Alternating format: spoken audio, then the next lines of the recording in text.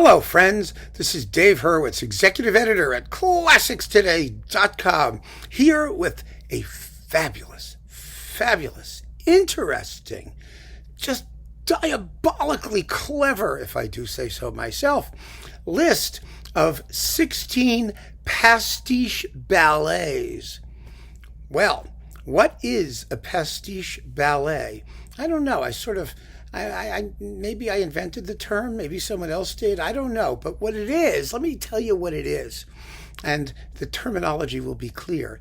It's a ballet in which one composer takes the music of another composer and arranges it as a ballet. Music that was never intended originally for the ballet, at least not normally. And the result is just marvelous. It's marvelous in so many different ways. It's marvelous because, first of all, it's usually a short ballet. It's usually 30, 45 minutes, a one actor or two scenes, something like that. Nothing too crazy long. Second of all, it has all the best tunes because, whatever gets mined is selected very carefully for its suitability. And third, it is wonderful way to listen to one composer's reinterpretation of the work of another composer. So what on earth could possibly be bad? I think that this is really a fun list, like I said. Maybe it's not diabolically clever, but it is interesting. It really is. So let's go through it bit by bit. And you'll see what I mean. And I'll bet there are going to be some things in here that you haven't heard or that you'll be curious about. Some things you can only find bits of. There aren't complete recordings and whatnot. But I want to mention them. I want to get the list out there so we can keep our eyes out for the things that may pop up. And there are many more than this, of course. There's dozens of these things. But I've chosen 16 that I think, first of all, are fun to listen to. And second of all, are reasonably possible to find. So you can at least hear some bits of what's going on. So number one, Stravinsky's Pulcinella. Well, that's a famous one. We all know Stravinsky's Pulchinella. Stravinsky's Pulchinella was theoretically based on the music of Pergolesi. At least that's what Stravinsky thought. Actually, there are only a couple numbers that have anything to do with Pergolesi. The rest, or most of the rest, not even all of it, is by a completely unknown composer named Domenico Gallo, Gallo, his trio sonatas. And they are marvelous, and they've been recorded. You can hear them on YouTube. I already did a video about Pulcinella and Domenico Gallo because I think they're wonderful pieces. And what makes the Pulcinella so marvelous is that Stravinsky actually did very little to them to Stravinskify them. I mean, he jazzed up the rhythms and of course, rescored them. They were originally trio sonatas for a couple of violins and continuo. But boy, the tunes are all there. And they're beautiful tunes. I mean, that wonderful ending, right? That's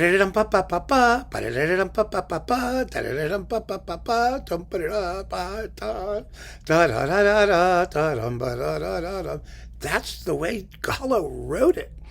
Really. I mean, more or less, not quite as peppy as Stravinsky makes it, but boy, it's great. So I would really recommend that you get those Domenico Gallo trio sonatas. Check out my video on Gallo and Pulcinella and give it a shot. You'll be thrilled. So Pulcinella is a big one. And there's another Stravinsky, which is our number 2, The Fairy's Kiss. The Fairy's Kiss consists entirely of arrangements of lesser-known piano pieces by Tchaikovsky. Now, Stravinsky loved Tchaikovsky. Of course, you cannot be a Russian composer and not love Tchaikovsky. I mean, what's not to love? Tchaikovsky is enormously lovable. But Stravinsky is kind of curious because, Stravinsky was Stravinsky. Tchaikovsky was, hysterical and emotional and romantic and all over the place. And Stravinsky was as cold as ice and unemotional. And his music is, he claims, expressive of nothing other than itself. They couldn't have been further apart. Stravinsky even recorded Tchaikovsky's Second Symphony. He loved Tchaikovsky. And The Fairy's Kiss is definitely about love. It's about a kiss. But really, the arrangement is so beautiful. I've played the divertimento. It only has a bass drum part. It doesn't have a lot of percussion in it, but it's just beautiful, lovely, wonderful music. And there are moments when, Stravinsky's doing his thing, but Tchaikovsky sort of peeks through. The warmth is there. The tunes are great. It's just a wonderful work. You can get the divertimento on The Fairy's Kiss, which is basically, it's about a 40-minute long ballet, 45 minutes, and the divertimento is everything except like 10 or 15 minutes. It's about 25 minutes long. Thereabouts. It leaves out about 10, 12 minutes of ballet, but it doesn't matter. It's a wonderful, wonderful piece, lovingly arranged, from Tchaikovsky by Stravinsky. Number 3. Oh, this is so hot. Charles Mackerras, his arrangement of Sullivan, from unusual and usual Gilbert and Sullivan operettas, Pineapple Paul. Pineapple Paul takes a story by Gilbert. Gilbert wrote some funny little ballads. They were called the Bab Ballads, and he takes one of them. Actually, one of them that wound up being further developed into the story, HMS Pinafore. But it's the original Bab Ballad as a plot, and he made a full-length 40-minute ballet out of Gilbert and Sullivan, or just plain Sullivan, tunes. And what wonderful tunes they are. It's a wonderful ballet, brilliantly arranged, just delightful. Absolutely delightful. And, Mackerras recorded it many times. There's an excellent version on Naxos. It's easy to get, and you really should hear it because, as I've said so many times, Sullivan was England's greatest composer, hands down. And when you hear these tunes, you will agree. I guarantee it. Boy, they're great. Just great. But what many of you will not know is that there's a sequel. Not by Sullivan. Mackerras did a sequel to Pineapple Paul. It's called The Lady and the Fool. And The Lady and the Fool consists of tunes from early Verdi operas that nobody knew at the time. We're talking the 1950s and 60s, when early Verdi was as totally terra incognita. Nobody knew anything about early Verdi except for, Va Pensiero from Nabucco and a couple other, isolated numbers, some bits of Ernani. But essentially there was, 20, 30 Verdi operas that nobody was paying any attention to, 20 of them at least, 15. And so Mackerras made another Pineapple Paul style ballet called The Lady and the Fool. And it's delightful and it's available. It was recorded. It's on Testament. It's a mono recording, I think, but it's Mackerras conducting. It's just terrific. So if you like that style of thing, and especially now that we sort of know Verdi better, it's fun to go back and listen to these arrangements and see what wound up where, if you recognize it. So after those, it's the first 4 already. We're cruising along here because actually many of these people did more than one. So there are quite a few. One of the people who did more than one, actually substantially more than one, was Thomas Beecham. He made Handel arrangements into ballets. It was kind of a side industry of his. The most famous one is called Love in Bath. Bath meaning the place, not the tub. Bath as in the location. It was actually originally called something like, what was it? It was the something elopement. But anyway, he redid it, and it became Love in Bath. And oh my, what fun that is. It's based on obscure Handel opera stuff that nobody knew or heard of at the time. And not content with that, Beecham did another one called The Gods Go A-Begging. The Gods Go A-Begging is also delicious. At least what we know of it. Someone should really take all the Beecham ballet arrangements and make a record and just do them all because they're so much fun. And actually, there are at least 2 more by Beecham. I mean, it's a little bit uncertain exactly how much there is because he borrowed one from the other and renamed them periodically, But the main ones, Love in Bath and The Gods Go A-Begging. What an unusual and fascinating little niche of our repertoire. And of course, the tunes are fabulous and the music is Handel, but the arrangements are like the Beecham Messiah. They're totally gussied up, modern orchestration and fun to listen to. So there's that. Next, let's see, who else do we... Oh, yes! Richard Strauss. Let's not forget Verklungene Feste. That is, yeah, Verklungene Feste. What's a Verklungene Feste? Well, what it means is sort of, Verklungene is past or faded or old or irrelevant or that sort of thing. You could be more poetic than that, but it basically means ancient festivals or celebrations of some kind. But ancient in the sense of forgotten or obsolete, that kind of thing. It's wonderful. It's a wonderful ballet full of fin de siècle tiredness that's not fin anymore, because it was actually put together out of different ballet things that Strauss did. You may recall Strauss did a dance suite after Couperin, and he also wrote a later piece called the Divertimento after Couperin, which he had planned to do for quite some time. But before that, the Divertimento took its final shape. Clemens Krauss, he of Capriccio fame, the libretto guy, took both works, or what existed as of the as yet not quite finished Divertimento, I think, something like that. Anyway, slammed them together and made a ballet out of them called Verklungene Feste. Strauss's Couperin arrangements are delicious. He doesn't get much credit for them. Lots of composers did things like that. Stravinsky was doing it, Respighi was doing it, taking old music and putting it in wonderful modern orchestrations, and Strauss did it too, but no one paid any attention to it. Why? Well, probably because his sources were French, and second of all, because as a German composer, it was probably considered too light and frivolous or something like that, but they're really cool. They're fun to listen to, they're wonderfully scored, and the music is Couperin. It's what's not to love, right? So Strauss's Verklungene Fest actually has a Feste, whatever you call it, has been recorded. It's on Denon, and you can get the whole thing as the ballet. Otherwise, you just get the Couperin dance suite and the Divertimento after Couperin, and you've got all the same music. So do what makes you happy, but do listen to it. It's quite wonderful.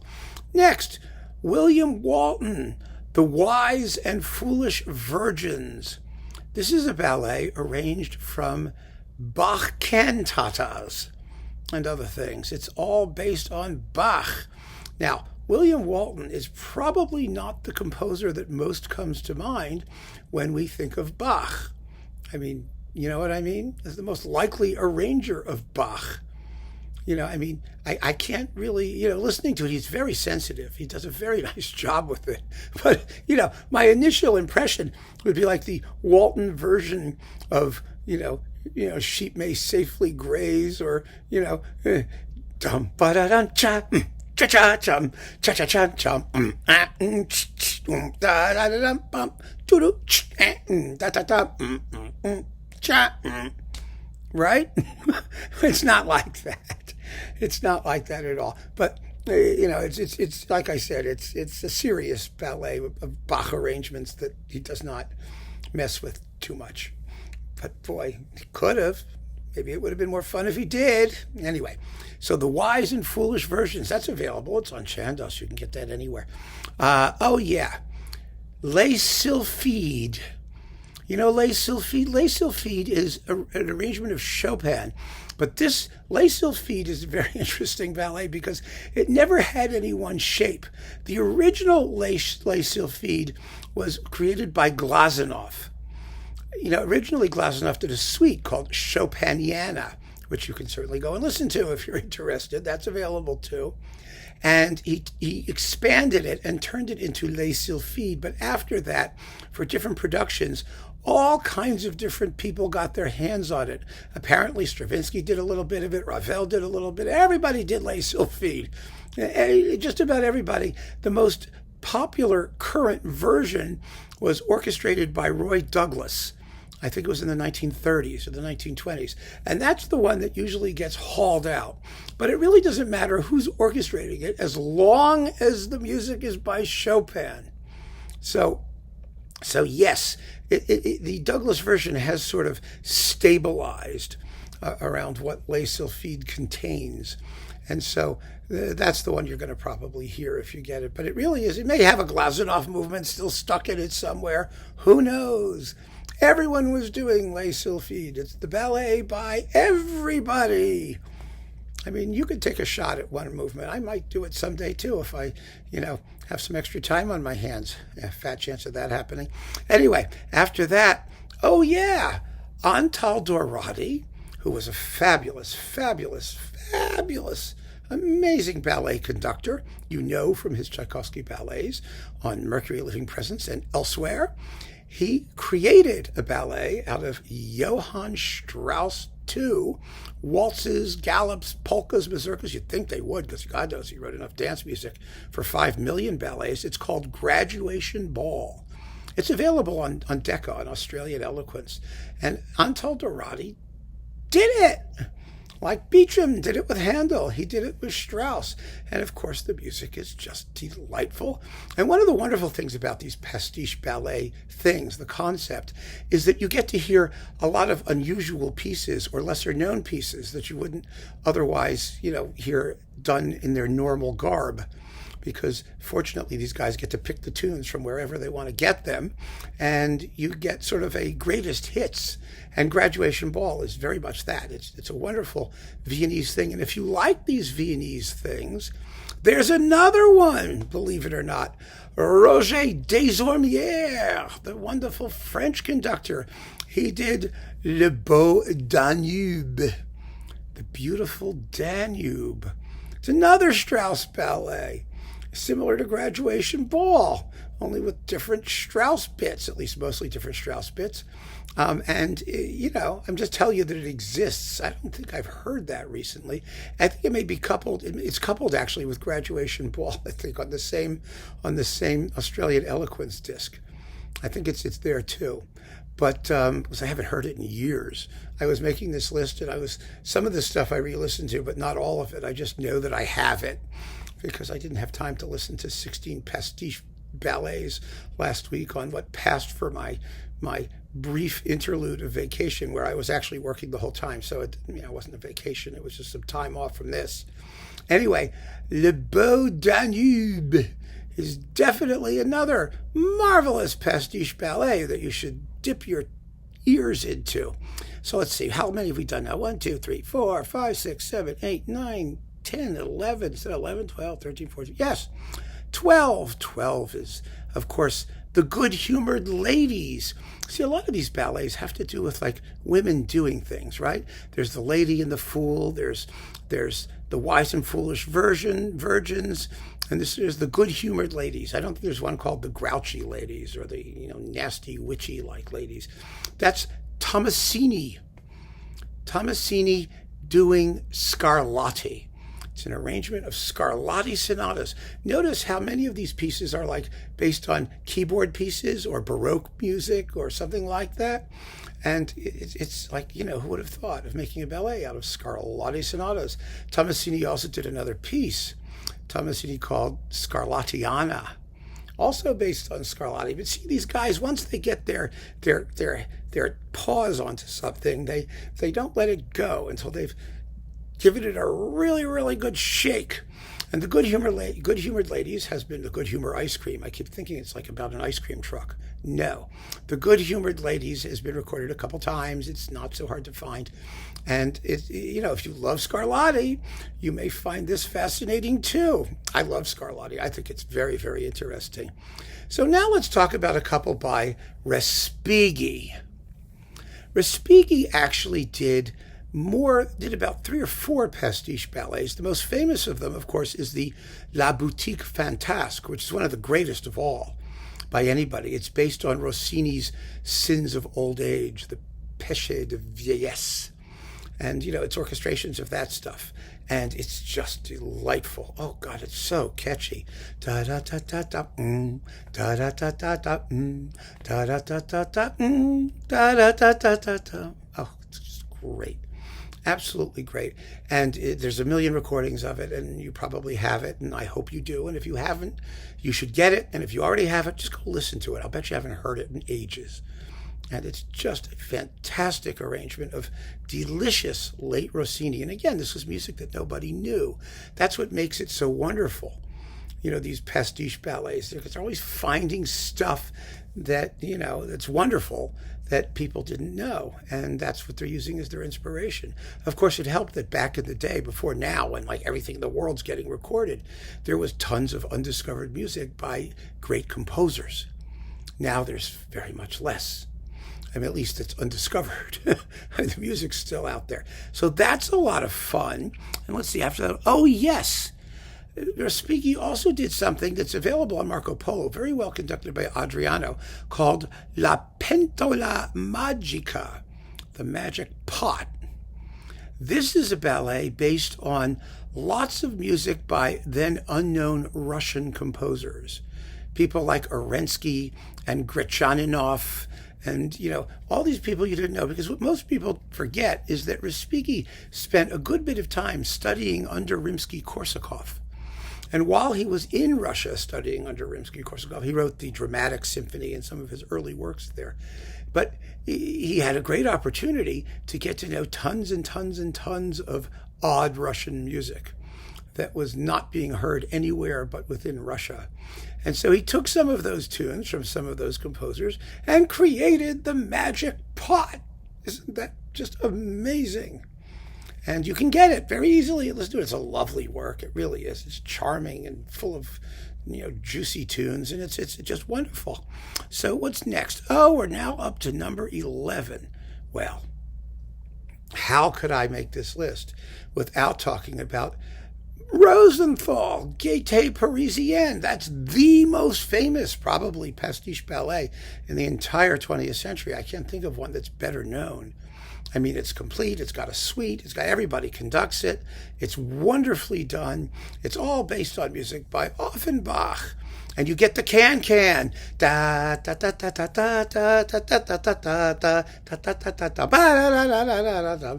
Yeah, and the funny thing about the can-can, of course, is that it's actually not a can-can, it's the chorus of demons in hell, in Orpheus in the underworld, believe it or not. I mean, of course, it's a comic opera, so in hell they're having a swing in time.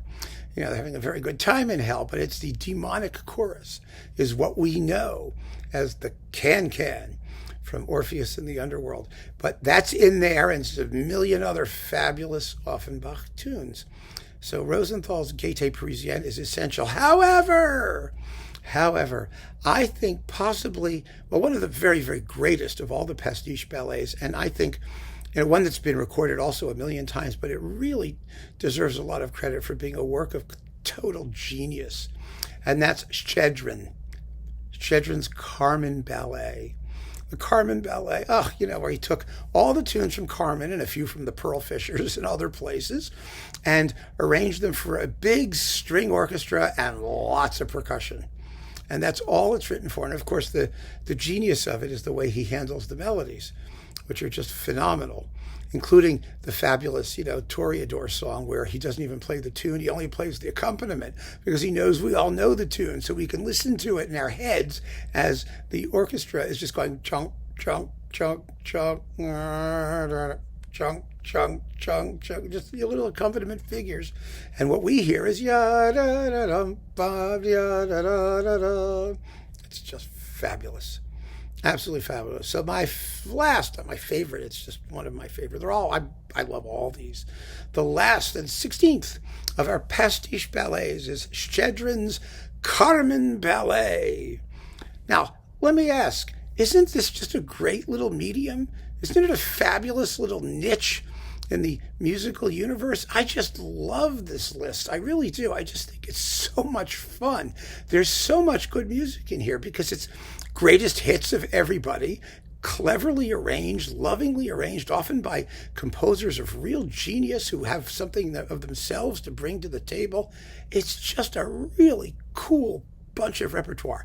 So I want at this point to turn you loose on it and hope that you have a good time listening to some of it, as much fun as I've had describing it to you.